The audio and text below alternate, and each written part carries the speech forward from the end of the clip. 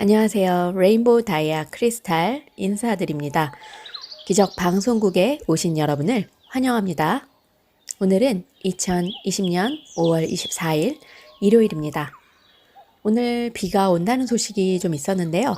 구름이 너무 맑고 그 사이에 쏟아져 내리는 양자, 광자, 광자 저희 엄마 친구예요. 저희 광자, 쏟아져 내리는 광자 덕분에 그 햇살로 인해서 기분이 너무 좋았고 축복이 쏟아지는 그 느낌으로 너무 충만했습니다. 이 감정을 느낀다는 것 자체가 너무 감사한 또 순간이었습니다. 저는 그럴 때 행복감을 느끼더라고요. 막 쏟아지는 햇살 사이로 그 뭔가가 막 쏟아지는 것 같은데 저의 몸 하나하나 세포 사이로 쏟아져 내리는 것 자체 그 느낌이 너무 행복했습니다. 자, 오늘 제가 준비한 책은요. 말투의 편집이라는 책이에요. 결정적인 순간에 이기는 대화법이고 필요할 때 꼭 필요한 말을 당당하게 하는 글입니다. 김범준 지음, 홍익 출판사입니다. 10년 후에 여러분은 어떤 인재가 되고 싶을까요? 저도 마찬가지로 이 책에서 나오는데 10년 후에 중추적인 인재가 되는 사람은 따로 있다라고 얘기가 나와요. 네, 그래서 저도 3년 후, 5년 후, 7년 후, 10년 후에 나의 모습을 그려놓았습니다. 그래서 10년 후에는 동기부여의 코칭자가 되고 싶고 이 세상 인구가 많이 줄어들고 있잖아요. 네, 그래도 불구하고 이 세상에 많은 도움을 줄 수 있는 사람이 되고 싶습니다. 자, 시작하겠습니다. 여러분, 수험생들의 필수품 중에 오답 노트라는 것이 있죠. 시험에서 자주 틀리는 문제만 모아 틀린 이유를 분석한 뒤에 다시 실수하지 말도록 하는 묘안인데 이 오답 노트를 사용하는 사람들이 이구동성으로 하는 말이 있어요. 문제를 끝까지 잘 듣고 답하시오 라는 말이 괜히 하는 소리가 아니죠. 부정의 부정은 긍정이라는 말도 있듯이 아닌 것이 아닌 것은 맞는 것이라는 것을 고르는 뜻인데 이를 아닌 것까지만 읽고는 답을 말하니 문제인 거죠. 출제자는 무슨 의도로 이런 문제를 낼까? 응시자를 장난스럽게 골탕 먹이려는 의도보다는 끝까지 잘 듣고 답하라는 뜻이 담겨 있는 게 아닐까. 그렇게 교통신호나 법규도 끝까지 보고 판단하라는 의미가 담긴 게 아닐까? 대화에 있어서도 문제를 끝까지 잘 듣고 답하는 원칙이 중요합니다. 직장에서 흔하게 빚어지는 갈등은 대부분 상대의 말을 끝까지 듣지 않는 데서 일어나는 경우가 많기 때문이죠. 상대의 말을 끝까지 들어주는 것만으로도 문제가 해결된다는 것을 알아야 해요. 상대의 말을 잘 듣지 못하면 내 소중한 시간을 이중으로 낭비하고 결국 내 삶에 불편함이 생기게 마련이니까요. 사람들은 저마다 자기만의 말투를 가지고 있어요. 결론은 처음부터 말하는 사람도 있고 나중에 마무리로 말하는 사람도 있죠. 중요한 것은 자신의 대화법과 맞지 않더라도 끝까지 들을 줄 아는 자세와 용기가 있어야 되는 거죠. 그게 상대에 대한 예의죠. 물론 사회에는 별의별 사람이 다 있지만 저도 참고 끝까지 듣는다는 것은 그야말로 인내를 요하는 일이죠.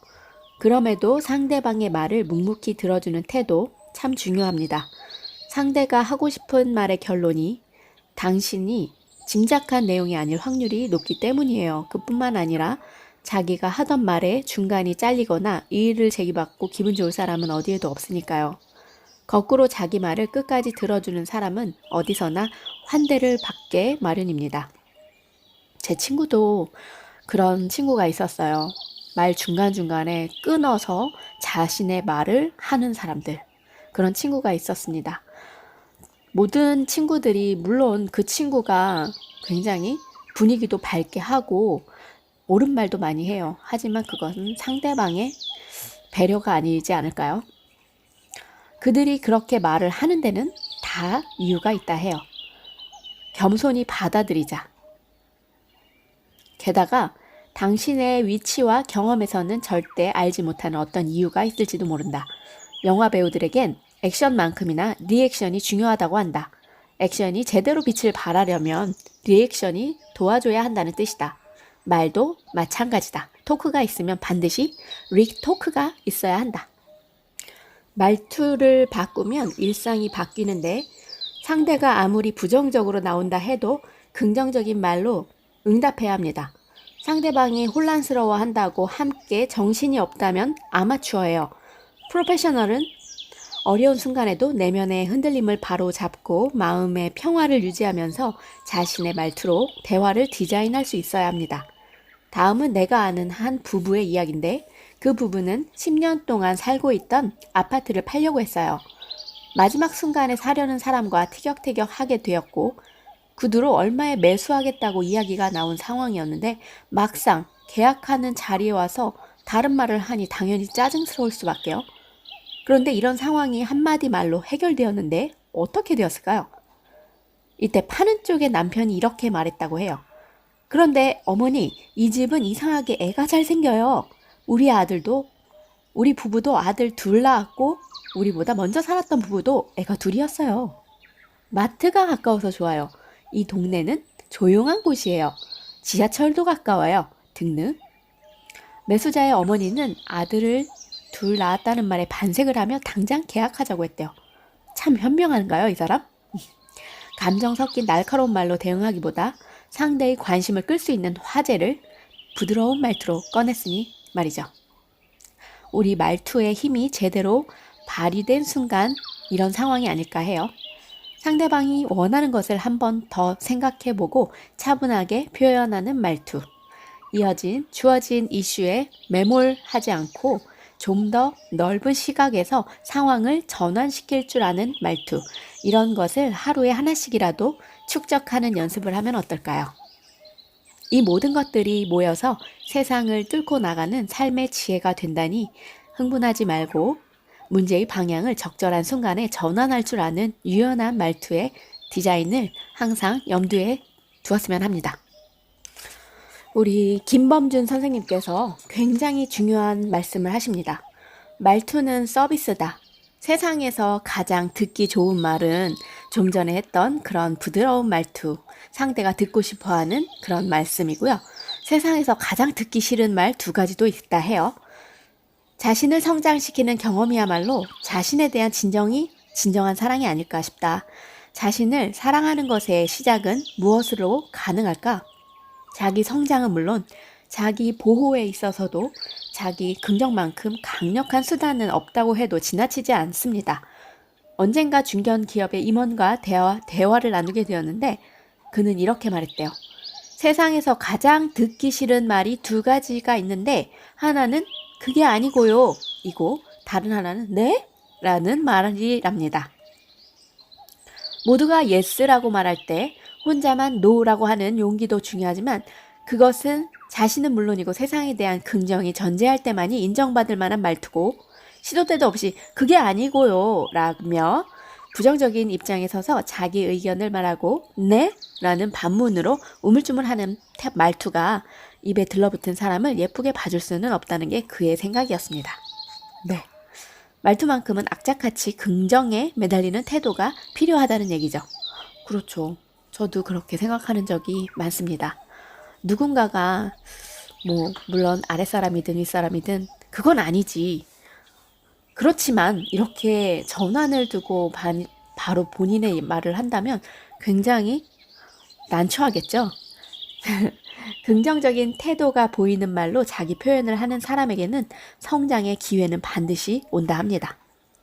그렇다면 무엇이 긍정의 말투이고 어떻게 긍정의 말투가 내 입에서 나오게 할 수 있을까?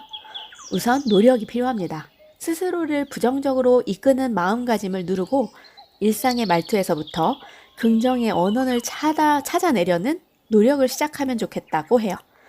부정의 말투는 내다 버리고 긍정의 말투를 나만의 스타일로 만들어야 한다.